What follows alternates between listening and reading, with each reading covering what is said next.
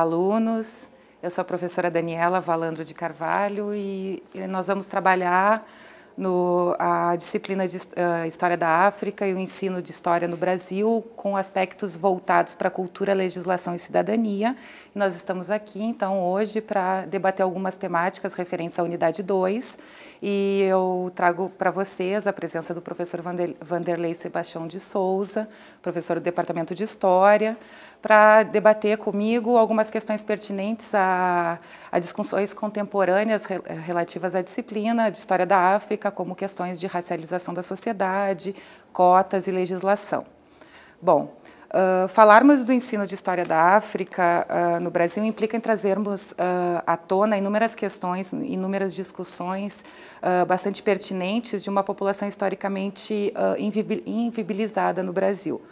As temáticas a serem trabalhadas, elas são tão amplas quanto importantes, né? Nesse sentido, eu gostaria de propor algumas reflexões históricas e, ao mesmo tempo, contemporâneas a vocês, no sentido de instrumentalizá-los para a sala de aula, que são debates que são tanto quanto recentes e ainda muito pouco debatidos na academia e que creio ser bastante importante. Por isso, a presença do professor Vanderlei, o convite, né? O professor Vanderlei trabalha com discussões acerca de racialização da sociedade, história intelectual e está aqui para contribuir um pouco com o nosso debate, né? E, nesse sentido, eu gostaria de já encaminhar algumas perguntas ao professor Vanderlei para a gente adentrar nesse assunto de raça no Brasil, né? Não temos como falar de História da África sem pensar as questões contemporâneas de preconceito e raça e de como essas questões se constroem ao longo da história do Brasil. Nesse sentido, professor Vanderlei, já agradecendo a sua presença, né, de participação, como as discussões de raça têm sido pensadas no debate acadêmico e como essas questões elas têm se transformado ao longo do século XX, né? Qual a perspectiva em voga atualmente na academia e como isso tem se dado, né? Olá, eu agradeço o convite para participar desse debate. Bom, vou falar do ponto de vista da história intelectual, da história da ciência, ou dos discursos sobre raça que, né, foram produzidos no Brasil ao longo da história, tentar fazer uma rápida contextualização.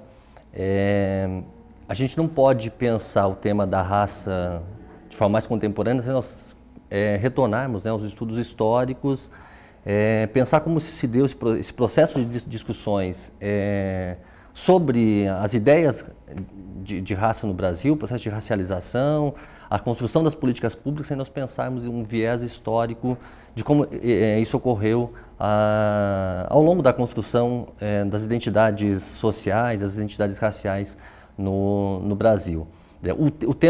Esse tema, o tema da raça, o debate sobre as questões raciais no Brasil, são temas que, a partir dos anos 70 do século XX, né, começaram a ser construídos de forma mais organizada e talvez de forma mais sistematizada na Universidade de São Paulo, na USP, principalmente com um grupo em torno do Florestan Fernandes, Roger Bastide, um grupo de intelectuais que se formou nesse momento e que, a partir de então, criou uma escola de estudo, de uma sociologia da raça, sociologia dos estudos sobre raça, e que também abriu campo aí para outras áreas dos estudos sociais e das ciências humanas, enfim, investigarem, fazerem pesquisas voltadas, né, para a compreensão mais ampla sobre as diferenças que envolviam a questão das populações, as desigualdades e também as possibilidades de construção de políticas públicas, os movimentos negros, os movimentos indígenas, como eles foram se organizando ao longo desse processo, né? Agora, esses estudos obviamente chegaram nos anos 80, a partir do processo de redemocratização, ganharam também um novo fôlego. A própria Constituição de 88 contribuiu bastante para retomar o significado, ou a ressignificação que esse debate tem para a sociedade brasileira, né? Então, a gente vai ver a partir do final dos anos 80 e nos anos 90, um grande número de intelectuais voltados, preocupados em discutir essas questões que vão, obviamente, trazer, né, novas perspectivas para se rediscutir um senso mais crítico sobre essas questões. Agora, eu queria voltar um pouquinho só para pensar os elementos principais, né, desse debate. A gente tem que pensar pelo menos 4 aspectos que eu considero importantes. Primeiro é a questão do processo de escravidão, né, as populações de origem africana que são trazidas com o tráfico de escravos pelos portugueses desde o século XVI para colonizar esse território. Esse é um elemento importante, porque essa população vem em grande quantidade, são milhões de africanos que vêm para o Brasil. Aqui, obviamente, não de forma uma imigração espontânea, mas pelo tráfico de escravos, né? E essa população, obviamente, permanece no Brasil, elas têm uma vida cultural também, né? Então, elas constroem raízes culturais vindas da África, que fazem parte da nação brasileira, né? Então, esse é um elemento importante, que eu gostaria de frisar, é a questão da escravidão. E que foi super violenta, né? A gente tem relatos dúbios em relação à escravidão no Brasil, como se ela tivesse sido mais amena que a escravidão norte-americana, por exemplo. Isso, em grande medida, não é verdade, né? A escravidão, tanto no Brasil quanto nos Estados Unidos, ela foi violenta, assim. Todo regime de escravidão, ele tem os seus elementos de violência, seja física ou simbólica, né? Que são bastante nocivo a essas populações e a sociedade como um todo. Outro elemento importante que eu gostaria de destacar é o processo de abolição, como se deu o processo de abolição no Brasil, já que parte dessa população que saiu do sistema de escravidão entra na República no final do século XIX sem nenhum tipo de assistência social, sem nenhum tipo de garantia de direitos, o que torna essa população marginalizada pelo Estado, marginalizada pela sociedade, e que mesmo após o fim da escravidão não tem garantias, né, de estabelecimento na sociedade brasileira.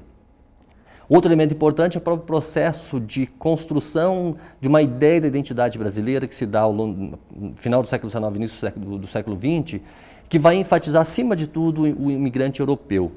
E com uma ideologia bastante racista, que propunha, ou que imaginava que a sociedade brasileira teria que se branquear, ou que tenderia ao branqueamento, fazendo com que, obviamente, o Brasil deixasse a mácula africana ou mesmo indígena no segundo plano, como se a própria ideia que se tinha na época, uma ideia bastante racista, calcada em teorias raciais, que apostavam que a suposta superioridade dos europeus iria se sobrepor sobre as populações mestiças, indígenas e negras, e com isso nós transformaríamos a sociedade brasileira uma sociedade mais europeizada, mais branca, né? Então esse é o segundo elemento. E aí, obviamente, você tem a construção de um racismo e de estigma sobre populações não brancas que cada vez mais colocariam essas populações num segundo plano, colocariam essas populações à margem dos benefícios ou das políticas públicas que o Estado começava a desenvolver no início do século XX, né?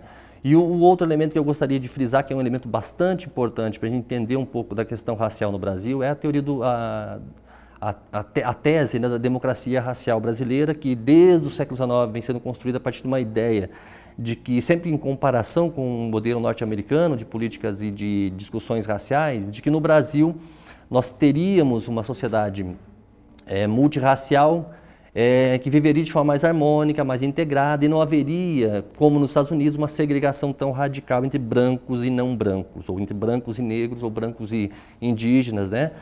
E chegando no século XX, no início do século XX, essas teses, essas teorias vão ser cada vez mais reforçadas, né? E se tem a impressão de que o problema da questão racial no Brasil ela será resolvida tranquilamente porque nós não temos uma divisão muito clara, né? Esse era, obviamente, um discurso que era amplamente divulgado, seja pelo Estado como pelos intelectuais, e que de alguma maneira tinha ressonância na sociedade e passava-se a impressão de que nós vivíamos uma sociedade razoavelmente sem conflitos do ponto de vista racial, né?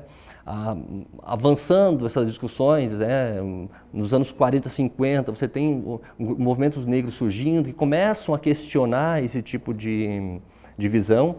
Aí, de novo, o movimento da USP, o grupo da USP de intelectuais, em torno do Florestan Fernandes, que começa a questionar e começa a desconstruir o mito e dizer, olha, talvez esse seja um mito mais poderoso de fundação do Brasil, e que é uma ideia bastante perniciosa para a construção da igualdade no Brasil, é a alimentação dessa teoria ou dessa tese de que nós vivemos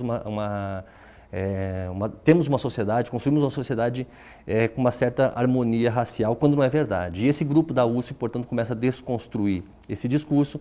O movimento negro começa a se organizar já desde os anos 30, né?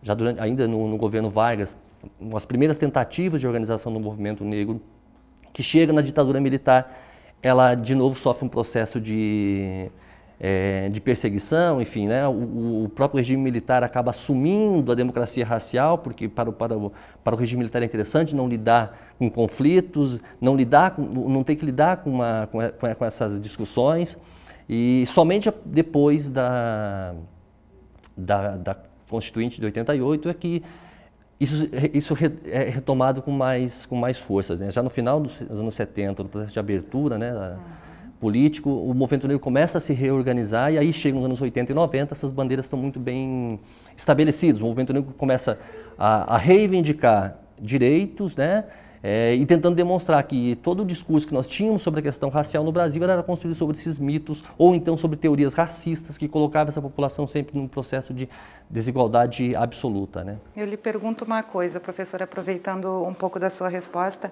em que medida esse mito da democracia racial, ainda que saibamos que se trata de um mito e que ele já tem um processo acadêmico de desconstrução, ele realmente se efetivou, ou, dito de outra forma, ele se efetivou, ou ainda é difícil lidar com essas questões? Olha, para alguns autores, a discussão sobre a democracia racial no Brasil, ou o mito da democracia racial no Brasil, o Peter Frey, por exemplo, que é um antropólogo da UFRJ, é um antropólogo norte-americano que tem um vasto estudo sobre a questão racial no Brasil, ele defende a tese que o mito, ou a democracia racial do Brasil, é um mito que criou realidade, ou seja, é um mito que acabou construindo um discurso de igualdade, um discurso de um racismo menos agressivo, de uma aceitação das pessoas se relacionarem entre pessoas de raças ou de cores diferentes, né? Então, para esse autor, e há um grupo de autores, né, que defende essa ideia de que o mito ele construiu realidade, e nesse sentido ele foi positivo, porque ele acabou construindo, articulando relações étnico-raciais de forma mais harmônica. Agora, para o movimento negro, obviamente, é preciso o tempo todo se defrontar contra o mito, né? É preciso enfrentar a democracia racial como um mito, porque isso só reafirma o lugar de marginalização ou de inviabilização, né? De invisibilidade dessas populações. E que é preciso, obviamente, desarticular esse tipo de discurso, que é o que construiu as discussões e as relações raciais no país. Nesse sentido, assim, dentro desta ideia, então, de estar constantemente chamando à tona esse debate pela necessidade de estar mostrando que, na verdade, existe um mito, um discurso que se criou e que criou realidade, como você mesmo falou, mas, ao mesmo tempo, dentro, então, dessa ideia, a gente tem um conjunto recente de implementações de leis e de discussões de políticas públicas que visam realmente demarcar esse debate, né? Dentro dessas questões muito recentes, a gente tem a implementação, então, da Lei 10.639, de 2003, que é a lei que implica na obrigatoriedade do ensino de História da África, né? No âmbito das escolas, no âmbito das universidades, trazendo para dentro do ensino e trazendo para o debate cotidiano da sala de aula essas questões, né? Aí eu lhe pergunto, né, como essa obrigatoriedade do ensino e como essas questões, já passado alguns anos, quase mais de 10 anos praticamente, 11 anos da implementação dessa lei, tem surtido efeito dentro da sala de aula, e como isso de alguma forma tem trazido à tona a naturalização de uma discussão que até muito pouco tempo nós não queríamos discutir, justamente pelo fato de acharmos que não existia racismo no Brasil, né? Como é que você vê essa questão? Esse processo é uma via, eu entendo, uma via de mão dupla, né? De um lado você tem, obviamente, todo um debate que surge a partir dos anos 70, final dos anos 70, início dos anos 80, que vai estimular um repensar sobre as relações raciais no Brasil, e ao mesmo tempo você tem também a implantação de políticas públicas como elemento de estímulo para se rediscutir ainda com mais profundidade esse debate. Nos anos 90, quando né, a construção de processo, construção de direitos, né, para a população negra e indígena, o debate era muito intenso, principalmente no final dos anos 90 e início dos anos 2000, no sentido de tentar entender quais seriam as políticas públicas que poderiam contribuir para dirimir essas desigualdades que os próprios estudos históricos, antropológicos, sociológicos vinham demonstrando. O IBGE, com seus dados, também contribuiu nesse momento para trazer, que eram gritantes as diferenças, né, entre brancos e negros, entre brancos e indígenas. Se você pegar os dados sociais e econômicos, você vê a discrepância que existe entre essas populações. Mas a grande questão era como fazer isso, né?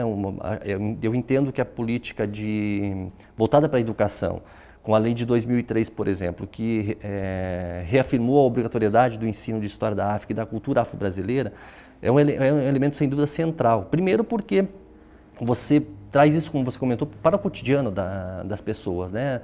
Você começa a formar novas gerações de crianças e jovens, adolescentes que estão em sala de aula, com uma nova perspectiva, com uma nova visão, uma nova consciência sobre esses problemas, né? E, ao mesmo tempo, você permite que essas populações, que até então não tinham livre acesso, principalmente às universidades, passam a ter livre acesso e passam a ver a universidade como um espaço que também pertence a elas.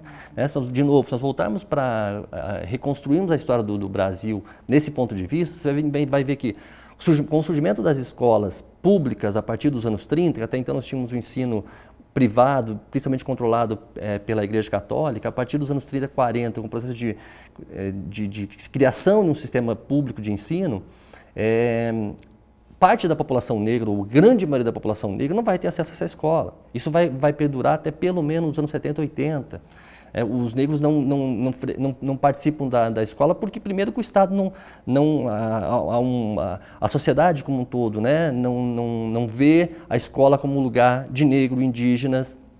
A escola é um lugar para as elites, e principalmente para as elites brancas. As próprias universidades são criadas nos anos 30, elas são criadas com essa mesma lógica, né, de pensar uma universidade ou um espaço para a criação de uma elite pensante. E, obviamente, a elite pensante pensava a elite branca, né? E a partir dos anos 90, com a criação, primeiro das cotas, né, com outro elemento importantíssimo, e com a criação da obrigatoriedade do ensino de história da África e da cultura afro-brasileira, abre-se a possibilidade, portanto, de você rediscutir o lugar do negro na sociedade brasileira, a discriminação racial e a possibilidade de você, da própria população negra, pensar que a universidade também é um espaço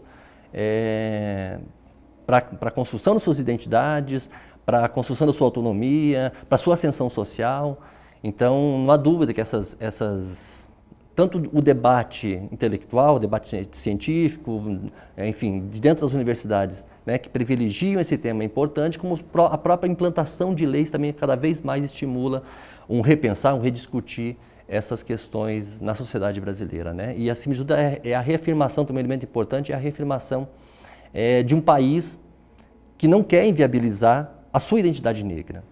Não quer inviabilizar o seu passado, a sua ligação com a África, a cultura afro-brasileira. É preciso nós rediscutirmos isso. O mesmo vale em relação à população indígena, né? Que também é uma população que compõe a sociedade brasileira, cuja cultura é importantíssima na construção histórica da nação e das identidades sociais no país, né? Professor Vanderlei, gostaria de agradecer a sua presença, né, que contribuiu enormemente com as discussões da nossa disciplina. Eu que agradeço e foi um prazer estar aqui. Obrigada. Bom, alunos, espero que tenham gostado da discussão proposta para a nossa unidade. Eu estou à disposição de vocês, qualquer coisa no fórum, entrem em contato, né? Até mais.